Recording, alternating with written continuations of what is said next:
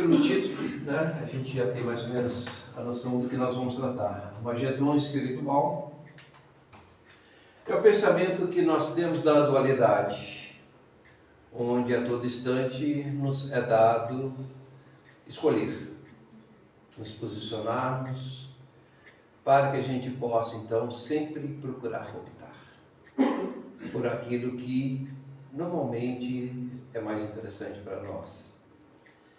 Só que aquilo que muitas vezes nos é interessante não quer dizer que necessariamente dentro dos nossos princípios da busca da evolução seja o mais adequado. E a gente sabe que todas as escolhas são difíceis. E isso faz com que nós possamos ter sempre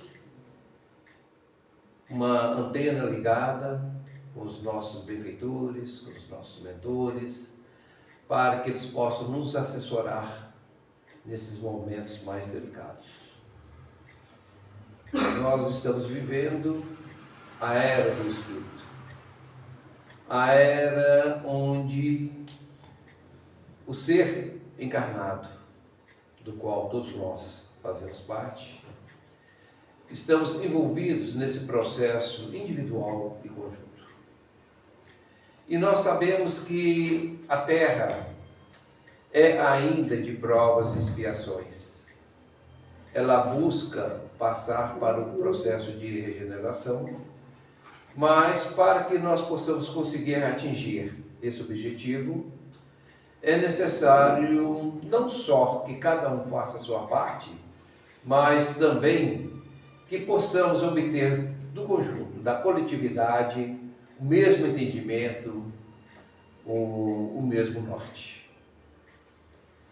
Quando depende de nós, eu diria que é um pouco mais fácil. Não totalmente, porque a gente sabe o quanto que é difícil nós fazermos qualquer transformação.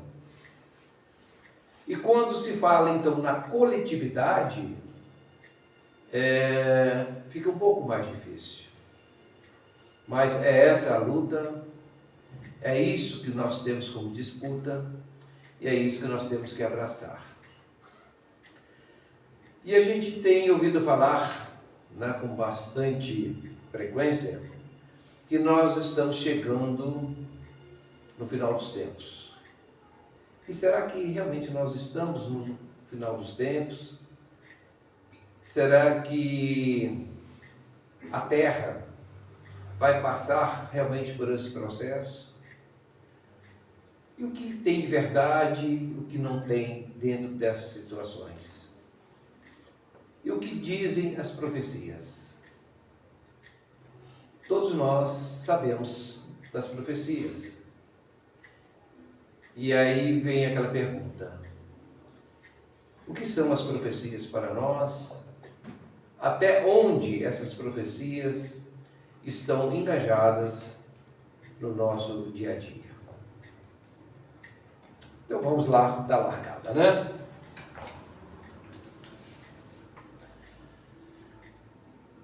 Profecia. Uma profecia é a declaração ou a revelação de um acontecimento futuro, geralmente atribuída a uma inspiração divina ou uma revelação sobrenatural. Então, dentro dela sempre existiu as profecias. Tem algumas profecias que se concretizaram com o tempo.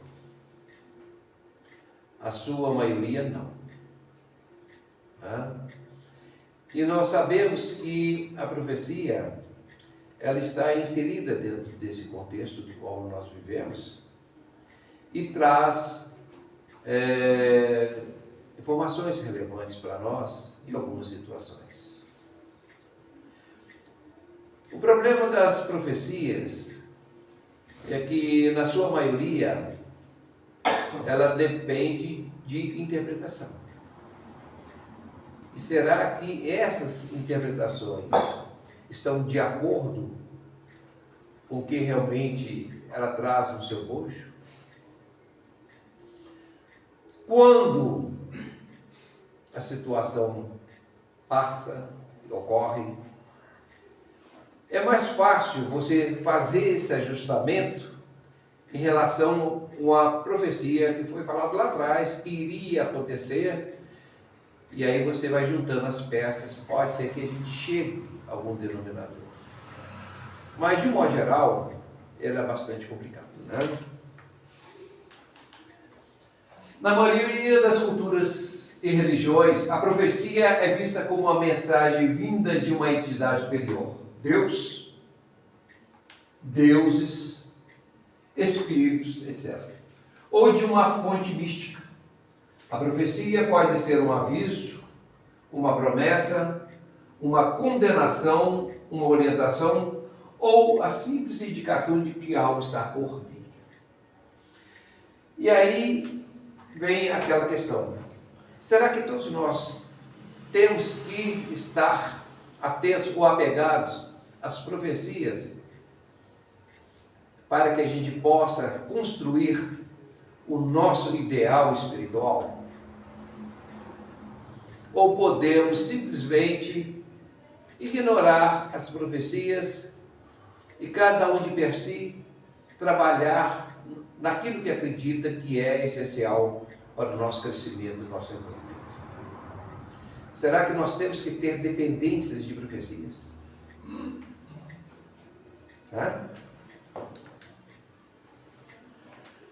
As profecias nem sempre são claras e diretas, muitas vezes exigem interpretação e seu cumprimento pode ser compreendido apenas em retrospecto ou através de eventos simbólicos.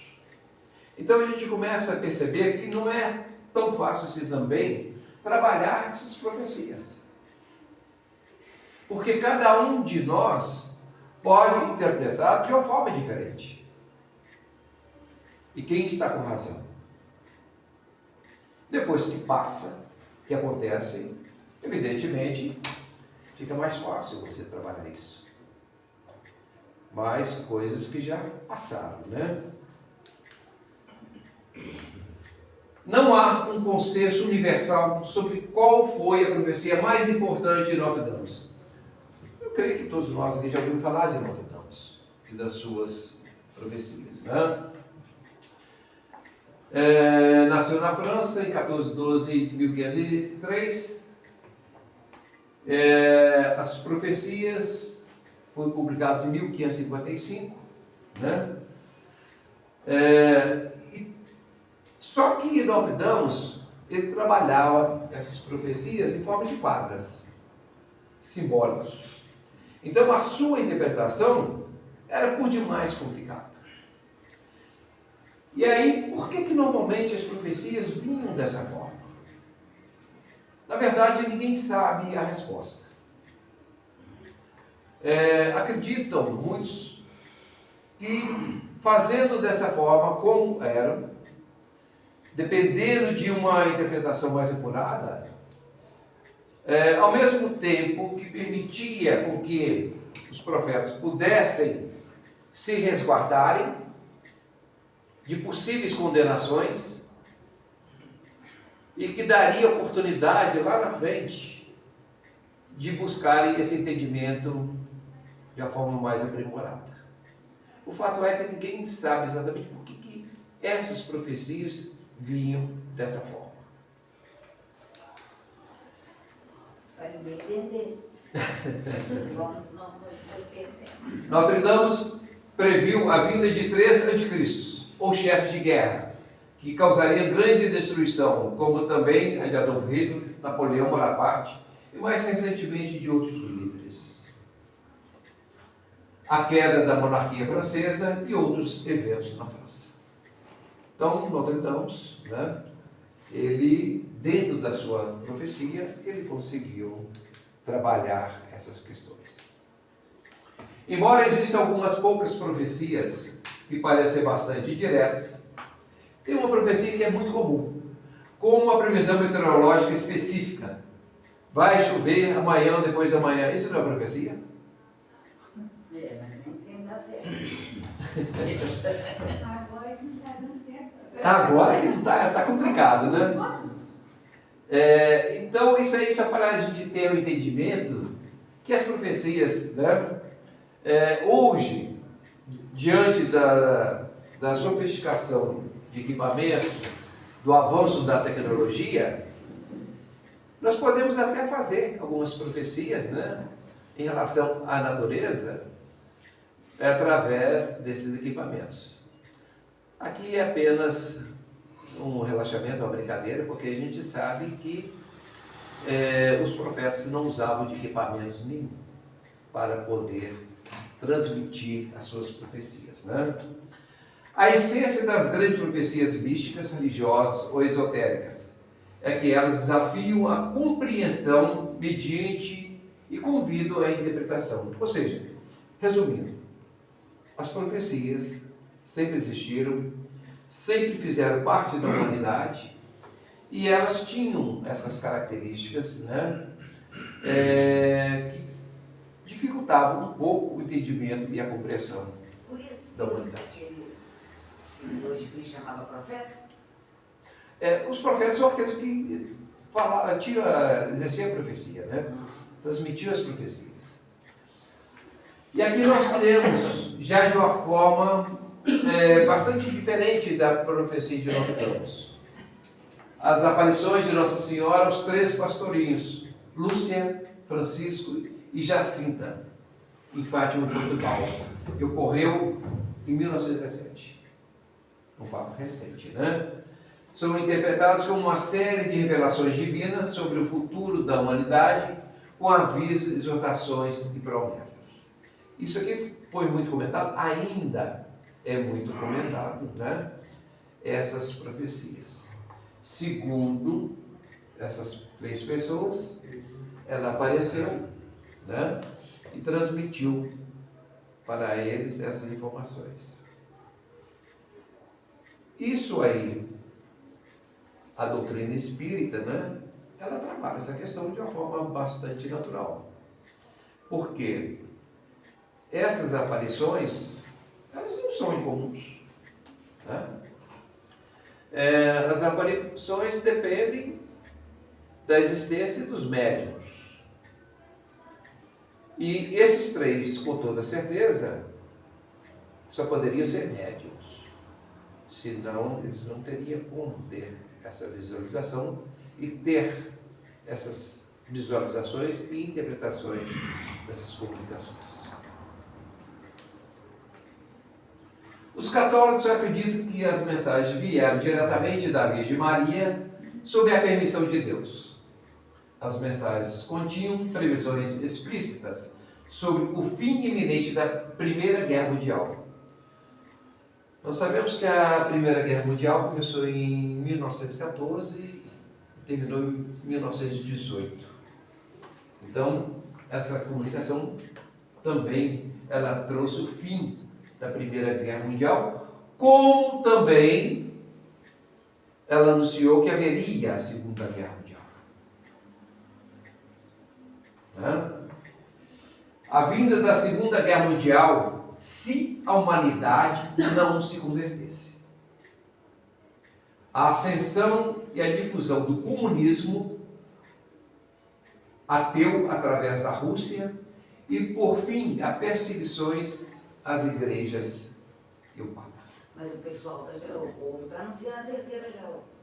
Oi? Está buscando já a terceira, né? Na terceira já. Já está com o pé na terceira, né? Estou falando, né? Todo mundo falando que vai ter a terceira. De uma forma profética. Vem ou não vem? Vamos lá. Chico Xavier fez comentários sobre o futuro e a evolução da humanidade em suas participações no programa Pinga Fogo. Quem já teve a oportunidade de ver sobre esse conteúdo de Chico Xavier? Pinga Fogo. Na TV Tupi, São Paulo, em 1971. A data limite e a evolução humana que para alguns ficou como sendo uma profecia. E será que Chico Xavier realmente trouxe essa profecia, como é falado, como é divulgado, e muitos comentam sobre ela? Vamos ver, né? Embora não seja uma profecia, no sentido tradicional de prever eventos específicos, catastróficos, ela se refere a um prazo de 50 anos, contados a partir da chegada do homem à Lua, que foi em 1969. E aí, o que Chico disse? Segundo Chico Xavier, se tem uma condicionante aqui, se a humanidade conseguisse, nesse período de 50 anos, quem é bom de matemática, de 69, seria até 2019, não é isso? Se nesse período, segundo Chico, se a humanidade conseguisse nesse período evitar uma terceira guerra mundial, né, Ione? De proporções apocalípticas, e demonstrasse um mínimo de maturidade e união, haveria a possibilidade de grandes avanços científicos e espirituais.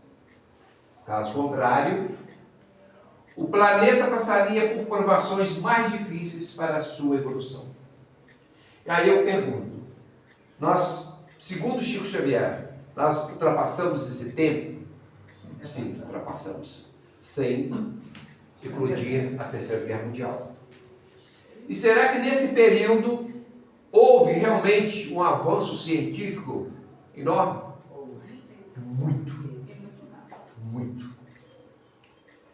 O que se resolveu em décadas, em séculos não havia sido resolvido.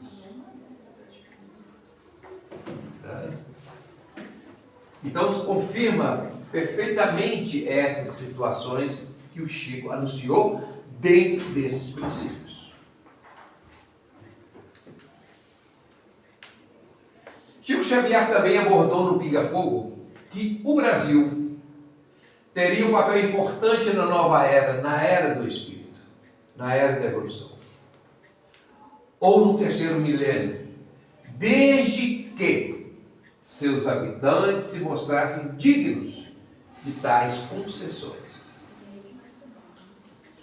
E é aí que vem a questão séria, porque nós sabemos que o Brasil é hoje o país com a maior quantidade de adeptos do Espiritismo. É aqui no Brasil que concentra a maior força do Espiritismo. E segundo os Espíritos, a responsabilidade de carregarmos esse piano é do Brasil. Até que, em algum momento, os brasileiros desistam desse feito. Porque, como disse Chico, depende de nós. São opções. Passa por opções individuais e opções coletivas.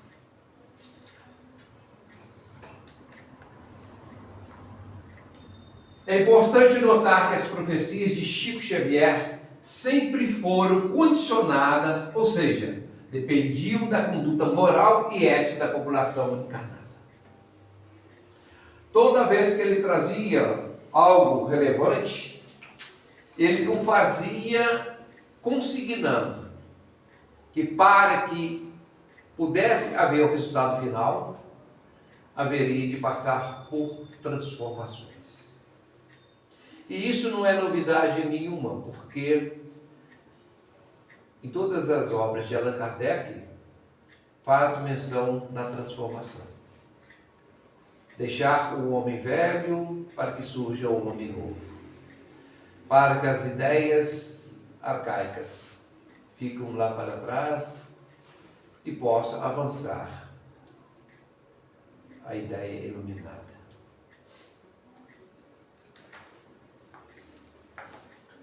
Ele enfatizava a necessidade de transformação individual e coletiva.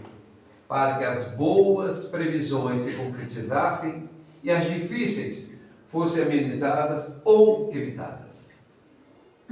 Ele alertava para a importância de valores como a paz, a fraternidade e o respeito. Então, Chico, ele sempre trabalhou nesse sentido. Ele dedicou a sua existência inteira para poder trabalhar essas questões, das quais ele deixou mais de 400 e poucas obras, não é isso, Anderson? Para a nossa disposição, um manancial enorme de conteúdo de grande importância para nós. Só que muitas vezes nós temos um pouquinho de preguiça e associada à falta de tempo e um pouco de interesse, nós avançarmos essas pesquisas de Chico Xavier. Apesar de que muitos dizem que o espírita em si é muito dado à leitura, às pesquisas, à busca incessante dos conhecimentos. Em relação às outras instituições, não diria nem religião, porque como nós sabemos, como sempre afirmou Allan Kardec, a doutrina espírita, o espiritismo, ela não é religião. Ela é muito mais uma ciência, uma filosofia moral cristã, e não propriamente uma religião.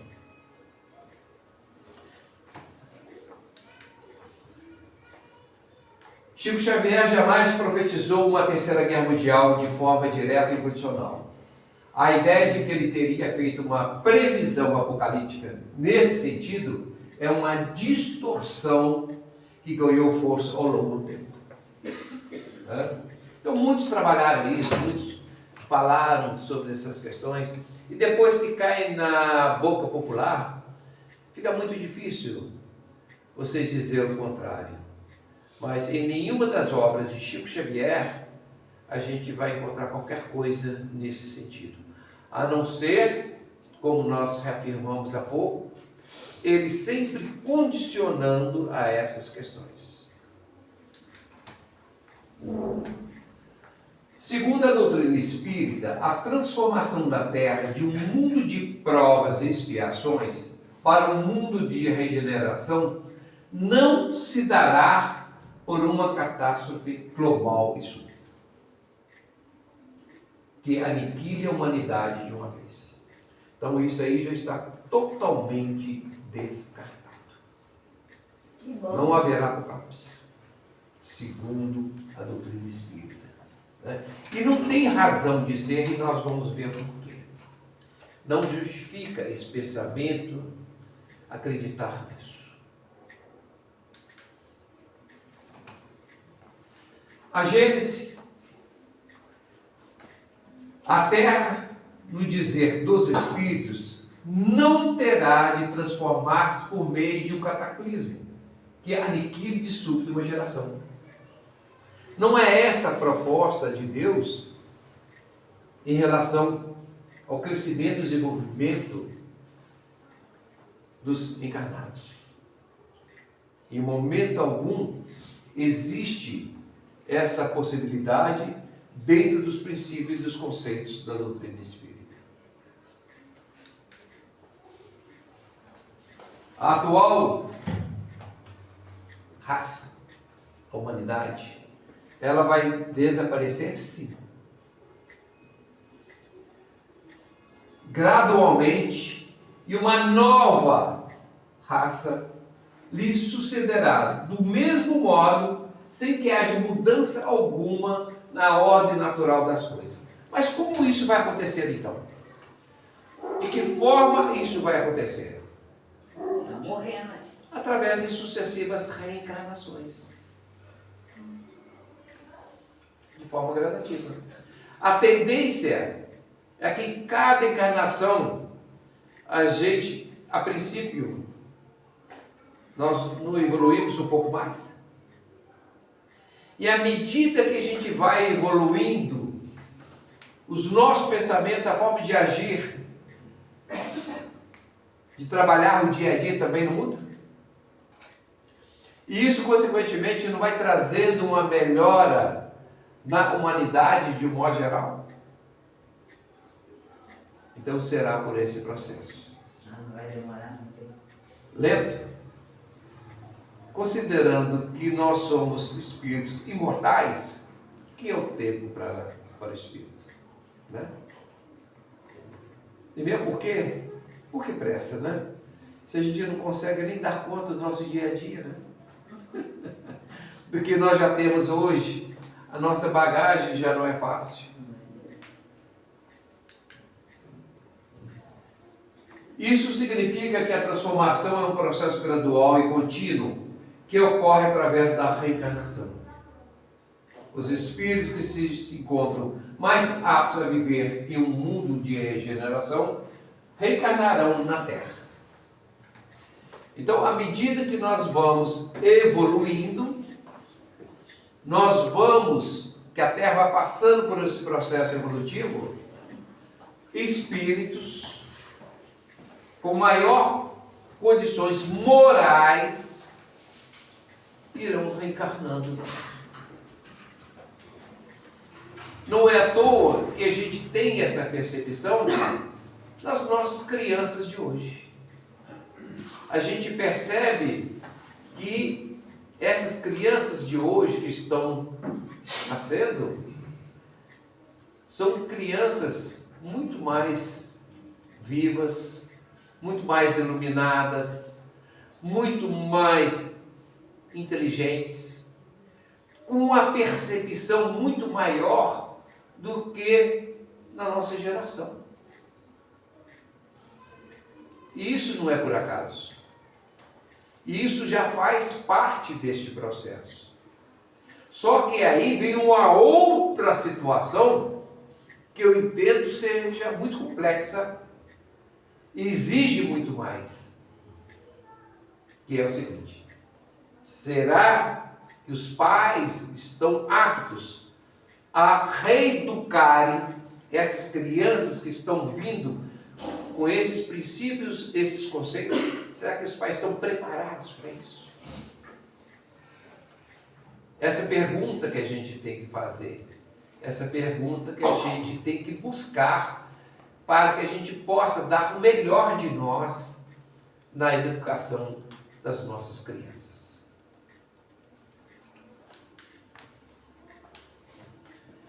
Espíritos que ainda se recusam a progredir moralmente serão, por sua própria incompatibilidade vibratória, compelidos, não é convidados não, eles são compelidos coercitivamente a reencarnar em mundos primitivos, mundos de provas e expiações, onde poderão continuar seu aprendizado.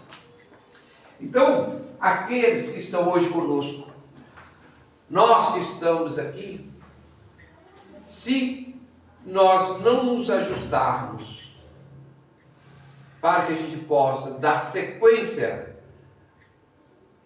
à nossa evolução, nós seremos convidados a ocuparem outros orbes menos evoluídos do que da Terra.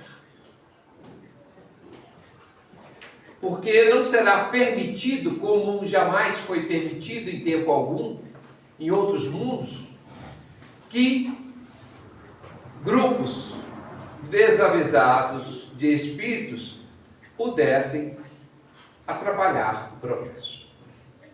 O progresso é inevitável. E quando nós falamos progresso, nós falamos de forma coletiva e individual. Mesmo aquele espírito que, a princípio, não quer evoluir-se, ele será obrigado a evoluir.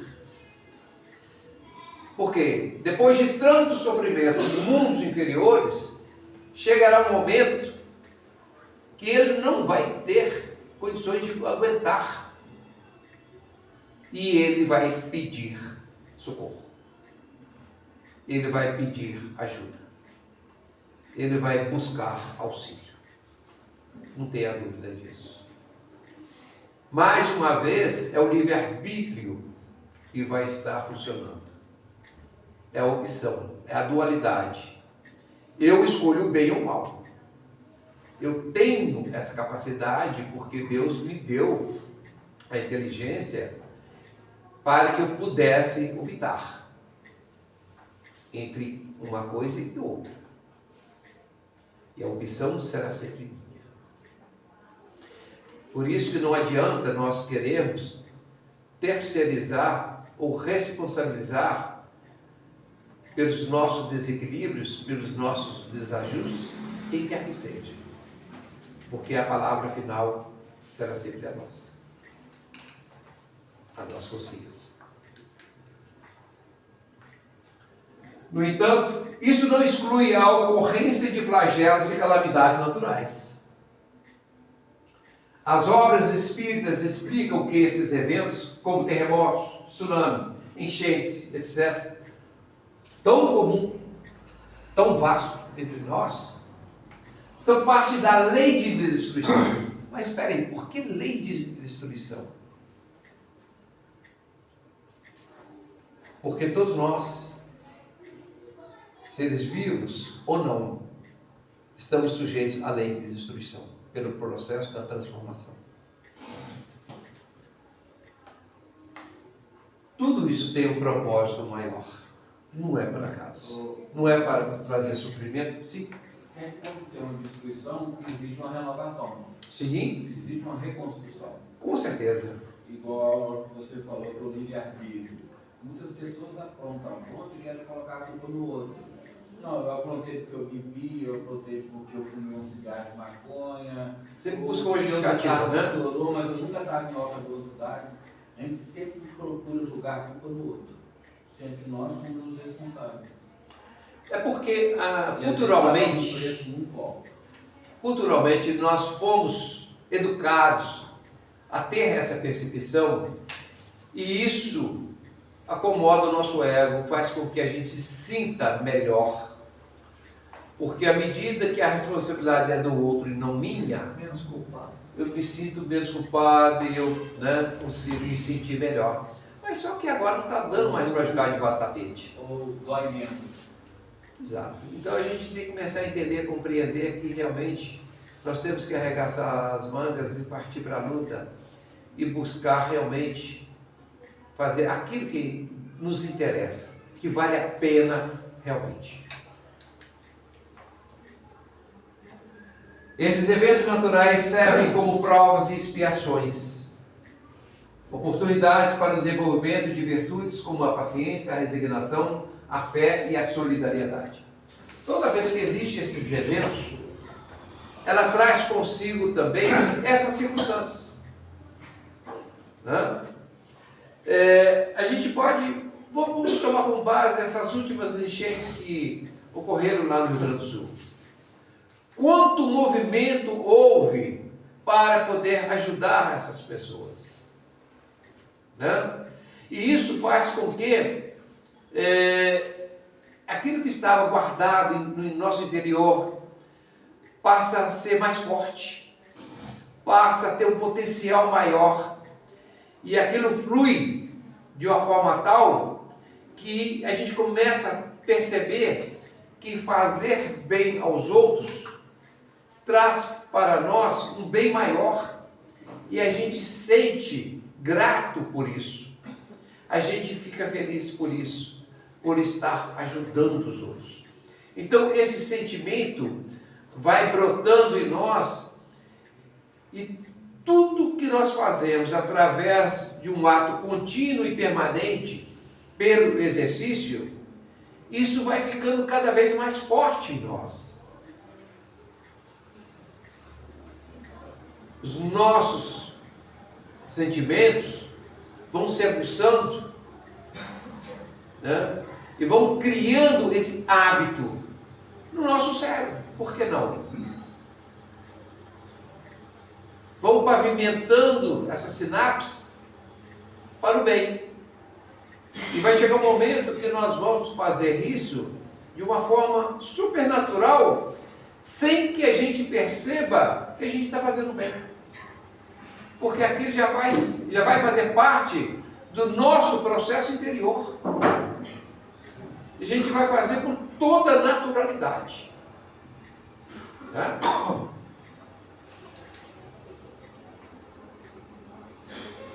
São instrumentos de aceleração do progresso. Muitas vezes esses eventos causam grande comoção, sem dúvida alguma, e levam a humanidade a refletir sobre a sua fragilidade e potência dos valores espirituais. Porque quando acontecem situações desse tipo, não tem como a gente nos questionarmos. Será que eu sou tão forte assim? Será que eu sou tão poderoso? Diante dessas situações, a gente vê quem realmente nós somos. Isso nos faz pensar, nos faz refletir e muitas vezes mudar o curso da nossa existência. Então, ao mesmo tempo que atende à necessidade do espírito, porque aquelas situações de flagelo, aquelas enchentes, aqueles desencarnes, não foram por acaso. Ninguém desencarnou ali por acaso. É porque já havia uma programação, né? Evidentemente, muitas vezes, aproveitando erros, aproveitando situações equivocadas de outras pessoas, para que pudesse acontecer aquilo. A exemplo de um indivíduo, né, que muitas vezes encarna no passeio, atropelado por um carro e tudo mais, mas eu estava no passeio. Como que aconteceu isso? O indivíduo, né, estava embriagado, atropelou, matou. Aquela morte em si estava dentro de uma programação. Agora, quem o fez, ele poderia ter evitado. Mas, como aconteceu, ele terá a responsabilidade pelo seu ato. Não só responsabilidade civil, criminal, como também responsabilidade espiritual. Então nada se perde.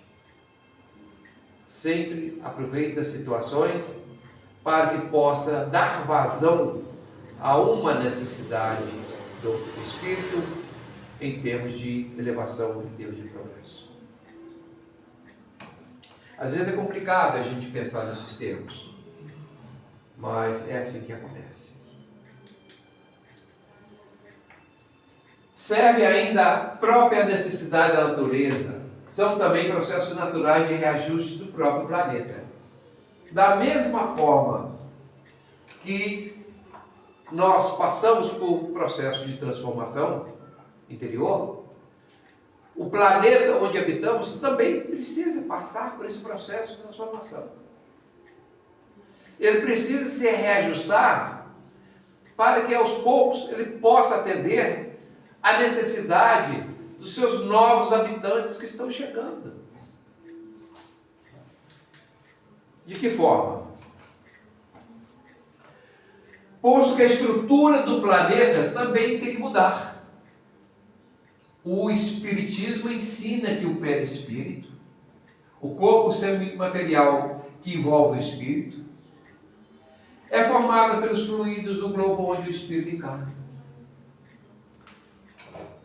Ou seja, quanto mais atrasado for o espírito para reencarnar, ele vai utilizar de fluidos daquele orbe, daquele lugar, também proporcional ao seu grau evolutivo. No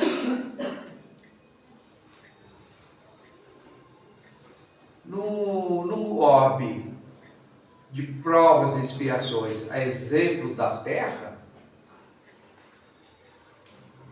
o que nós vamos extrair da psicosfera são aqueles elementos compatíveis com a situação vibratória do meu perispírito. À medida que eu vou evoluindo, o meu perispírito também vai ficando mais etéreo, mais evoluído. E ele vai precisar de elementos existentes também numa atmosfera que possa lhe proporcionar esses mesmos elementos. Então, se a Terra está passando por esse processo de transformação, ela está também se preparando para os novos habitantes que estão vindo. Por isso que ela precisa passar também por esse processo de transformação, de reajuste. Deu para entender, gente? Está complicado hoje. O que está complicado? Inclusive, a Telane pode até voltar por uma escolha, né? Para ajudar. Né?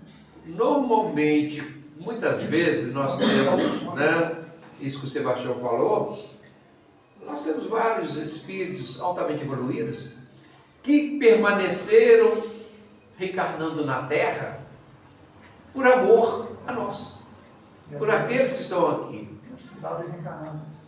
E muitas vezes nem reencarnam, estão no plano espiritual trabalhando por nós.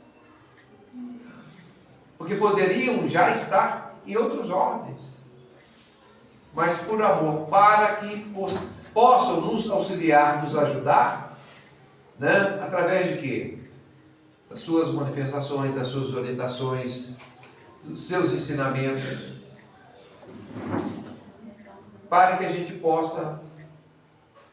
Como é que é? É uma missão que às vezes eles vêm deixar pra gente. Né? Na verdade, muito bem lembrado, esses espíritos são chamados de missionários. São missionários. Como também, segundo a doutrina espírita, ser pai e mãe é uma missão. E grande. Agora você falou com convicção, né? E grande. E grande. É uma missão. Né? Isso significa que a natureza e a densidade do espírito variam de mundo para mundo, de acordo com o grau de materialidade ou eterialização do planeta onde reencarna. Então, o perispírito, o corpo espiritual, grande parte dos seus elementos é extraído da atmosfera onde o espírito vai reencarnar.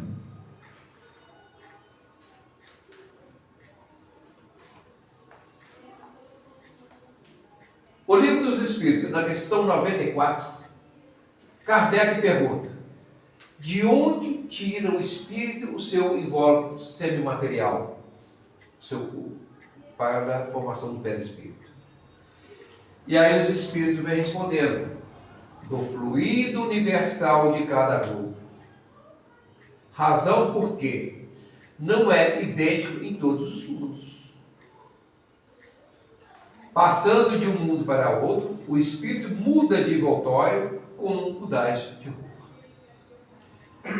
Então aí nós temos mais do que uma resposta, porque também a Terra está tendo que passar por esses processos de transformação. Não é à toa. Não é por falta de reza. Não é por praga. É por uma necessidade também do próprio homem.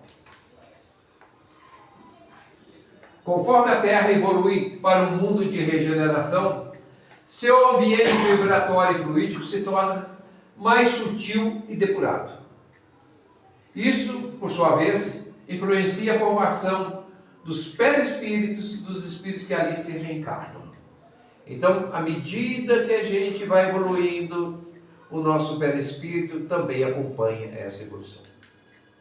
É tudo um processo interligado. Quem já ouviu falar dos capelinos, né? Os capelinos muitos de nós, né, de alguma forma já ouviu falar dos capelinos. A história dos capelinos é popularizada principalmente na obra de Chico Xavier, A Caminho da Luz. Ele descreve que há muitos milênios a Terra era um planeta em estágio primitivo, habitado por espíritos ainda muito imperfeitos e pouco desenvolvidos moralmente. Então a Terra não é o que ela é hoje. Ela já foi um mundo totalmente primitivo. Como também ela não vai permanecer como está hoje. Ela irá passar para um mundo de regeneração.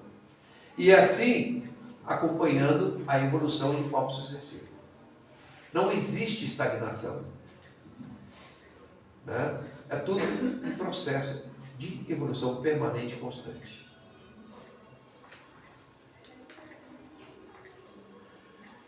Em um planeta do sistema estelar de Capela, situado na constelação de Cocheiro, estava ocorrendo um processo de transição planetária, a exemplo do que está acontecendo hoje aqui na Terra. Esse planeta, bem mais evoluído do que a Terra na época, e continua ainda mais evoluído, obviamente, estava deixando de ser um mundo de provas e expiações para se tornar um mundo de regeneração. Quando a gente constrói uma casa, e estamos ali com os móveis, equipamentos e tudo mais, e de repente a gente quer modernizar isso, a gente quer melhorar esse ambiente, a gente vai mudando os móveis e vai passando para outras pessoas que não têm, mas que para eles ainda é muito útil. Eu tenho uma mesinha mais ou menos capenga aqui, hoje já não serve para mim, mas para o fulano que não tem mesinha nenhuma, aquilo vai ser muito útil. Vai ser uma geladeira, um fogão. E é mais ou menos isso que aconteceu. Os habitantes de Capela já não tinham mais condições de ficar lá naquele planeta. Por quê? Por uma questão de opção, por uma questão de livre-arbítrio, eles não acompanharam a evolução do seu planeta. E por não ter acompanhado a evolução, eles não tinham direito de travar ou impedir o progresso daquele orbe. Então restava uma saída. É permitir que esses espíritos que ali estavam, já no processo de atrapalhar o desenvolvimento, serem transferidos para a Terra, porque aqui eles seriam muito bem aceitos, eles seriam valorizados,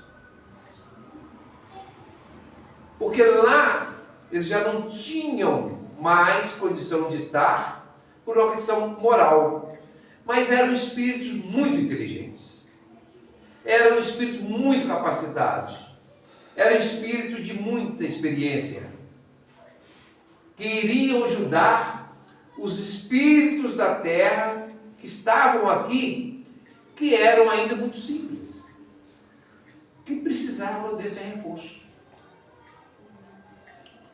E assim eles vieram para cá.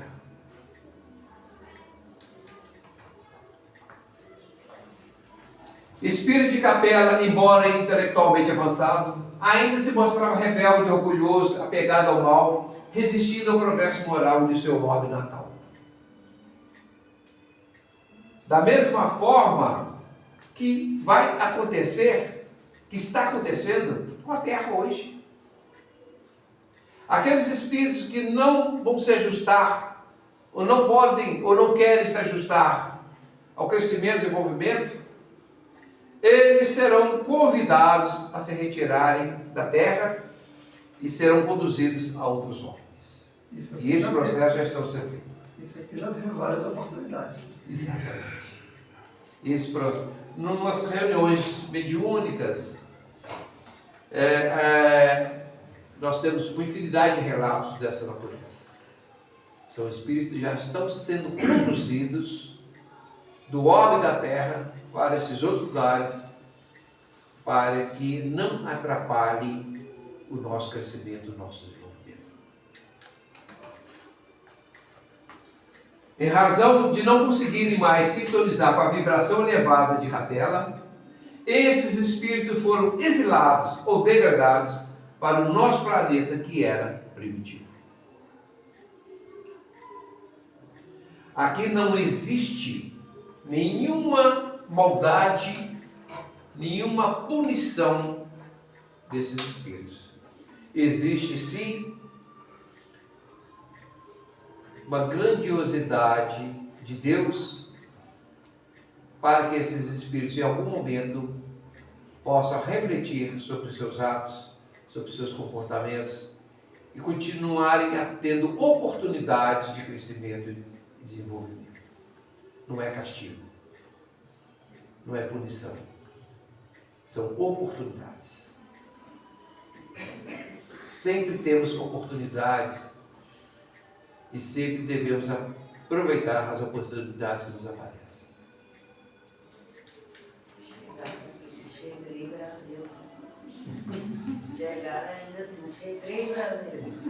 O termo descrito como abajador espiritual por Manuel Filomeno de Miranda aborda o conceito de um abajador espiritual que não é uma guerra nuclear ou física generalizada.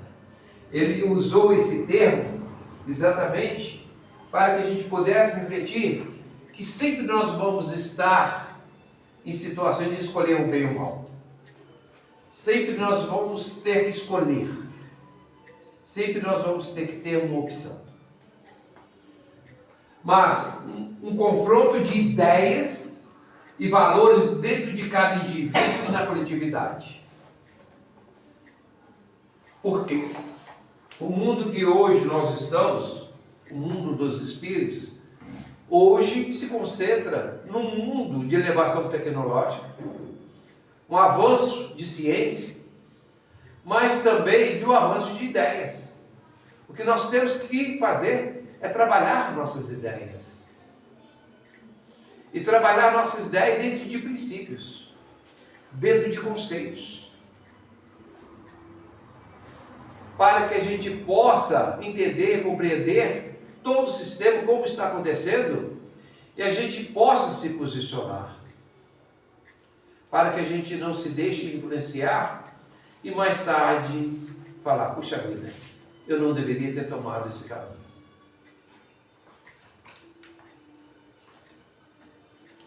É a luta entre o bem e o mal, entre o egoísmo e o amor, que se manifesta nas escolhas diárias de cada um. Então, a cada momento, nós temos a oportunidade de escolher. O problema é que muitas vezes, por N questões, a gente acaba ficando confuso em saber qual caminho a tomar. Este é o momento em que a humanidade é convidada a escolher entre a continuidade do sofrimento imposto pelo apego aos vícios e ao materialismo, ou a ascensão para um patamar de maior fraternidade e paz.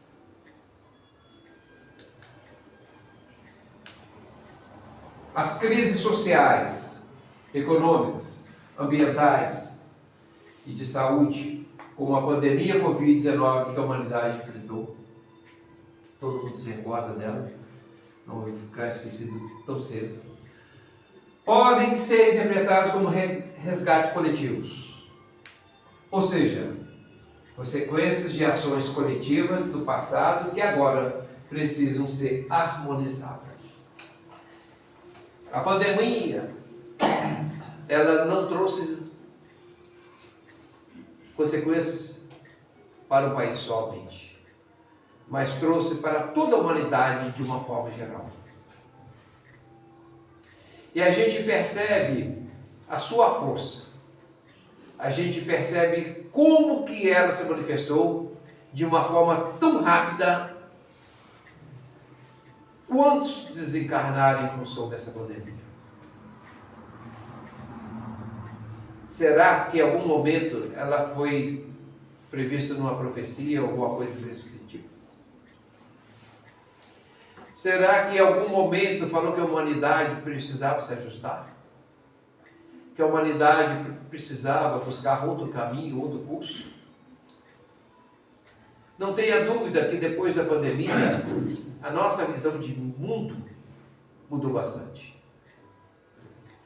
A nossa visão de família, de vivência, de comportamento, mudou bastante.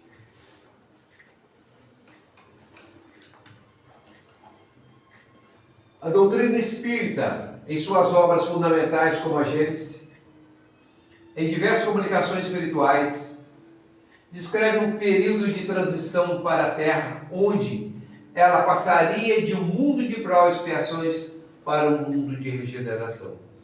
Então, esse comunicado sempre houve, desde que Kardec publicou as obras básicas. Essa transição não se daria por cataclismos materiais, em larga escala, mas sim por profundas transformações morais e intelectuais, resultantes de um embate biológico pautados na ética e na moral cristã.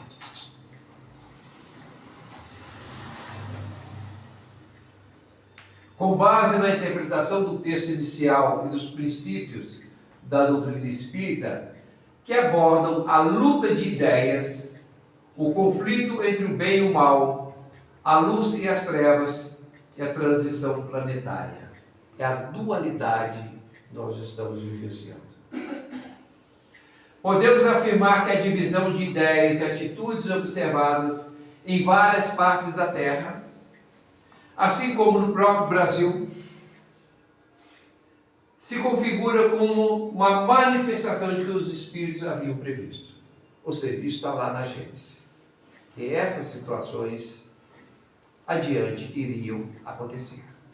E será o quanto que nós estamos preparados para enfrentarmos esses conflitos de ideias. Nesse sentido, a polarização entre uma corrente que busca preservar valores tradicionais, aborto, uso de drogas ilícitas, libertinagem, deturpação de família, e outra que propõe ou aceita transformações nessas áreas, é vista dentro da doutrina como parte integrante da luta de ideias e do choque de ideias mencionados. Então, essas situações vão ser cada vez mais acirradas entre nós. E nós vamos ter que estar atentos para ver aonde que nós queremos nos situarmos, porque nós temos livre-arbítrio, nós temos inteligência, nós temos a capacidade de entender e raciocinar. Aonde eu vou me ajustar? Porque hoje já não dá mais para fingir de que nada está acontecendo. Então, hoje nós temos que realmente começar a entender, compreender e trazer para nós a responsabilidade pelos nossos atos, pelas nossas ideias, pelos nossos comportamentos. É o conflito entre o que representa o passado, egoísmo, materialismo, dogmas e o futuro, fraternidade, progresso, moral, ética, liberdade, com responsabilidade. As escolhas do momento recaem sobre essas crises sociais, políticas e morais, que forçam a humanidade a refletir sobre seus valores, a confrontar o bem e o mal e suas próprias escolhas e atitudes, e a buscar um novo equilíbrio pautado por princípios mais elevados e espiritualizados.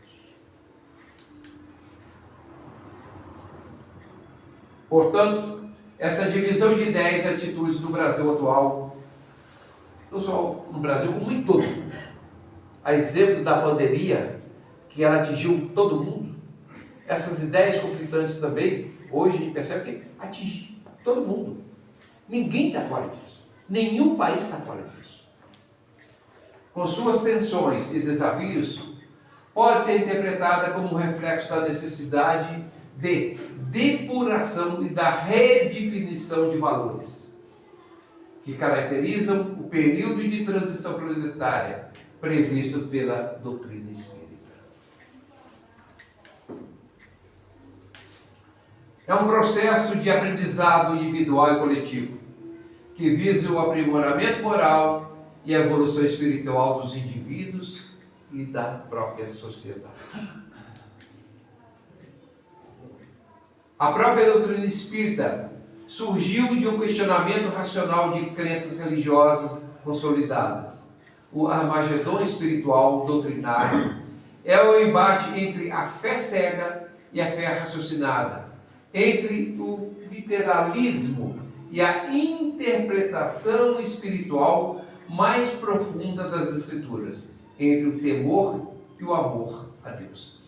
Então, quando das obras básicas, para Kardec, não foi fácil, de forma alguma. Ele trouxe uma ideia renovadora para a época de uma situação muito conflitante. Ele não teve receio, não teve medo, com muita coragem, ele avançou, conseguiu trazer as complicações, fazer com que elas fossem aceitas. Eram novas ideias, novos valores que ele trouxe para a humanidade. E esses conflitos continuam até hoje. Esses conflitos continuam ainda perseverando a cada um de nós. Só que existe agora uma individualização muito intensa, porque não dá mais para a gente não nos posicionarmos. E a gente tem que começar a ver que direção nós queremos seguir, aonde nós queremos chegar. Porque, como a doutrina espírita trouxe, antes havia uma fé imposta. Ele trouxe uma fé raciocinada. Uma fé raciocinada onde nós estabelecemos em nós a capacidade de entender e compreender. Onde deixamos de ter o temor e medo de Deus para trabalhar no seu amor.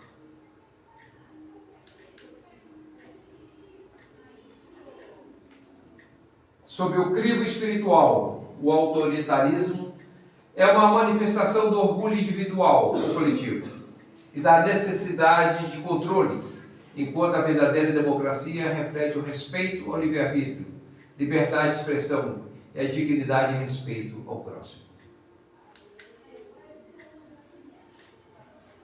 Em suma, tanto o Armagedon espiritual quanto a luta de ideias figura como metáforas para o processo de depuração e crescimento vivenciado pela humanidade. O confronto de ideias doutrinárias, políticas, morais e éticas constitui o verdadeiro motor dessa evolução, que compete a cada um de nós, de uma forma consciente, tranquila, serena, buscar o que é melhor para cada um de nós. É a nossa consciência trabalhando, pautando, dentro daqueles princípios que nós entendemos ser corretos, dentro dos princípios éticos e morais. Muito obrigado, uma boa noite, uma ótima reflexão para todos nós. Convido a todos a estarem conosco na próxima semana, trabalhando outros assuntos